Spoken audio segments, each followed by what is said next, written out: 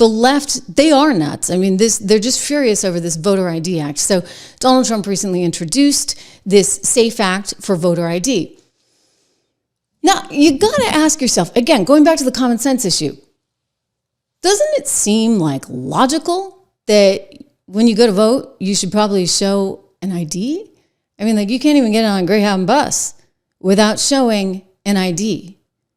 So why is it that somehow this is considered racist or Jim Crow-like? I mean, they've got all the things they're going to tell you in the world about how bad this is. And it's like, no, guys, everybody has an ID. Like, everybody. But they're furious over this. How dare he? Because they want the open borders, because, well, don't kid yourself. They want, you know what they want. They want the ability to, in my estimation, rig elections, because they think that everybody who comes in, that they give free stuff to, is going to then go out and vote for them. And so that is the method to the madness. Thank you so much, Mandova Nava, if I said that right. Appreciate the generosity. Good to have you here. Make sure you subscribe, share, like. You've probably done all that already, but anyway, just put you up on the screen. Here's Hillary also on the screen, because Hillary Clinton came out with a wild tweet. I mean, I know she's fine for fake narratives. Problem is, you know what? You can't get away with that anymore.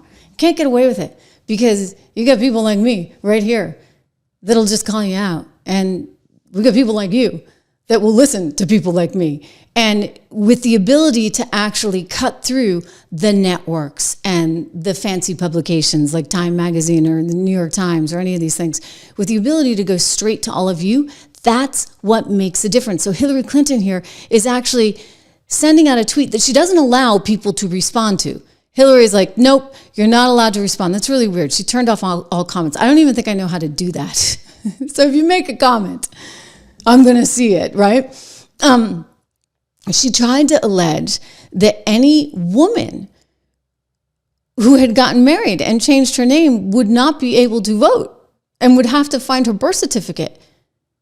I mean, this is a new one. Are you a woman who changed your name when you got married? Congress is considering a bill that would make it much harder for you to vote. Call your rep. This is not a drill. This is not a drill. Gosh, she sounds like Eric Holder, who we were just seeing earlier. You have to stand up to this. Well, they did pass it, right? And so this is ultimate fear-mongering. She is actually just dead wrong. I'm sorry. You know what? You get married, you change your name, you change your license, you change your credit cards, you change your passport, you change your documentation. So, I mean, unless you just got married yesterday and none of that has happened yet, you basically are fine. I'm not sure what she's talking about, but it's just more of the same, right? Fear-mongering.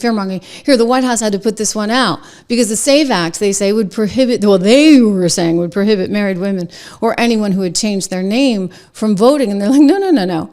You know what? Everybody should have an updated documentation of their citizenship. Everyone has that.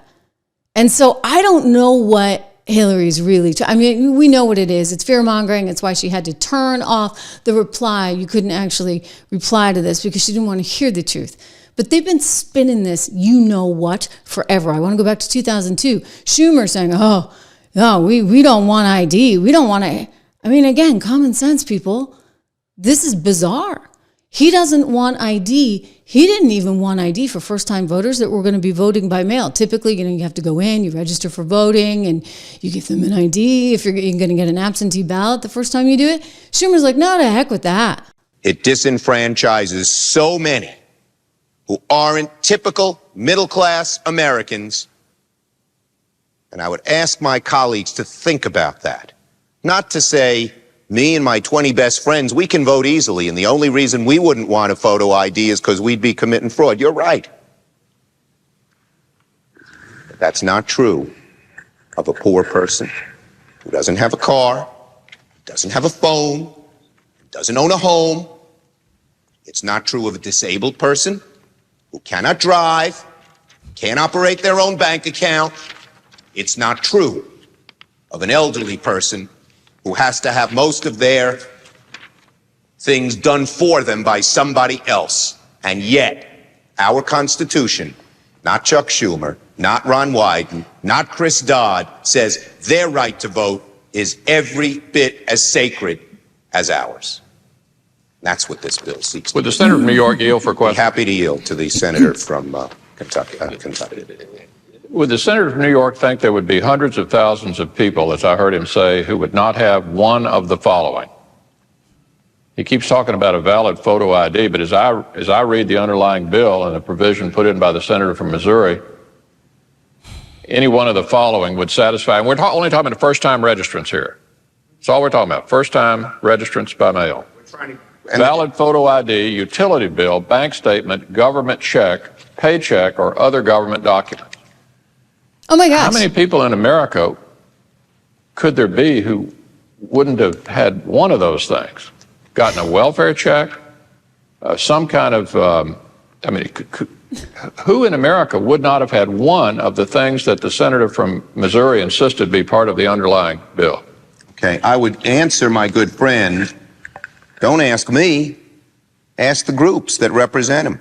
Oh my gosh. Oh my gosh. Oh my gosh. You know what? I have to have more than that just to like get a Twitter account or get a Facebook account, or like I said, if you want to take a Greyhound bus, you got to be able to show some ID. I mean, this is unbelievable. We live in a different day, okay? People have IDs.